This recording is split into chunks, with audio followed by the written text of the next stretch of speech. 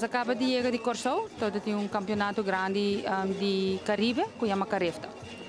Quanto atleta vai para a natação aqui? Nós trabalhamos com 20 atletas de swimming e de open water.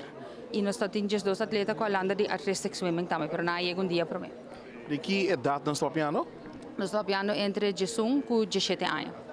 E com a natação, mas vai para o chão? A natação é hobby bom. Nós abrimos 16 medalhas de ouro, silver e prata. Artistic swimming também a ganha sua medalha, né? E ela vai hobby bom. Em 20 países, nós saímos de 7 lugares, então hobby contente.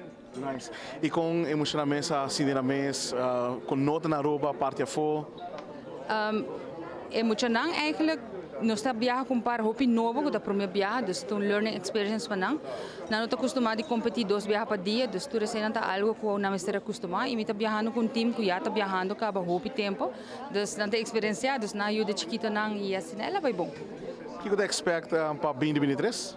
2023 nós temos campeonato na FOA ainda, nós temos SSCAN, nós temos Plantation e nós temos Juniors na World.